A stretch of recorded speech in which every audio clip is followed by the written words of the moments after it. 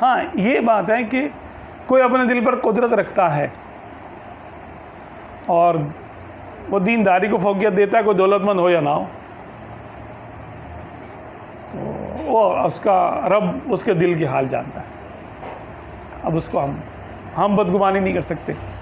اگر ہم کسی دیندار کو کسی دولت مند کی تعظیم کرتے ہوئے دیکھیں تو ہمیں یہ اجازت نہیں ہے کہ اب ہم بدگمانی شروع کر دیں۔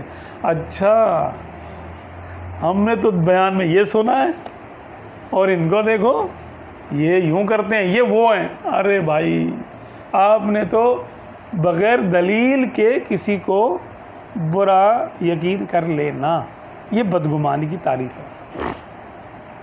بغیر کسی دلیل ظاہری کے، حجت ظاہری کے کسی کو برا تصور کر لینا، یقین کر لینا کہ یہ ایسا ہے، یعنی یہ لالچی ہے۔ اب لالچ تو دل کی بات ہے نا، یہ دنیا دار ہے، اندر سے دنیا دار ہے، باہر سے دیندار بنا ہوا ہے، یا یہ اپنی ذاتی مقاصد کے لیے کر رہا ہے، اس کا فیصلہ ہم نہیں کر سکتے کیونکہ یہ دل کے معاملات ہیں۔ تو آپ صلی اللہ علیہ وسلم دین کی دعوت دینے کے لیے قریشیوں کے رئیسوں کے پاس بھی تشریف لے جاتے تھے،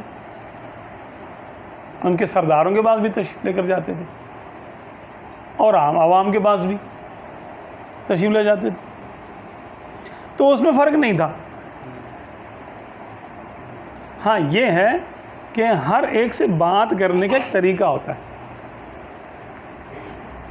جیسے انسان کسی کا لیول جانتا ہے، اس کی نفسیات جانتا ہے، اس نفسیات کے مطابق وہ کلام کرے گا۔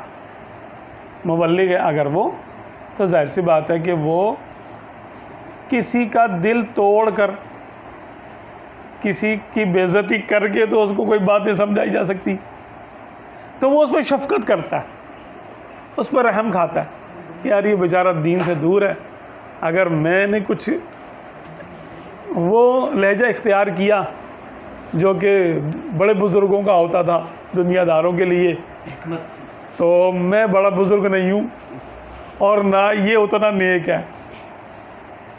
پہلے کے بڑے بزرگ بھی بڑے سخت ہوتے تھے، اور پہلے کے جو دنیا دار ہوتے تھے نا، وہ بھی آج کل کے بے شمار دینداروں سے زیادہ دیندار ہوا کرتے تھے۔ اچھا دور تھا نا، دور کی بھی بات ہے۔ تو یہ دیکھ لے کہ میں وہ نہیں ہوں اور یہ وہ نہیں ہے، تو پھر کلم الناس علی قدر عقولہم، اس پر رحم کھاتے ہوئے کہ یہ دین کے قریب آ جائے، اگر 10 گناہ کرتا ہے تو کم سے کم ایک چھوڑ دے میری وجہ سے، ہے نا، تقلیل شر ہو جائے، اس کا شر کم ہو جائے، اور اگر 10 نیکیاں کرتا ہے تو اب 11ویں بھی کر لے میری وجہ سے۔ تو اگر یہ نیت کر کے کوئی شخص کرتا ہے اور حکمت عملی سے کام کرتا ہے تو اس پر ہمیں بدگمانی نہیں کرنی چاہیے کہ دیکھو یہ یوں کر رہا ہے، جا کر ہمیں تو کہتا ہے کہ مالداروں سے نہیں ملو، اور خود دیکھو مالداروں کے پاس ہی بیٹھا رہتا ہے۔ ہم کو کسی شخص نے اگر ہمارے آقا کا ارشاد سنا دیا، ہمارے لیے اتنا کافی ہے، ہم اپنے آپ کو چیک کریں بس، ہمیں دوسروں کو چیک کرنے کا کب فرمایا؟ ہمیں تو یہ حکم ہے ظن المومنین خیرا، مومنوں کے بارے میں اچھا گمان کر۔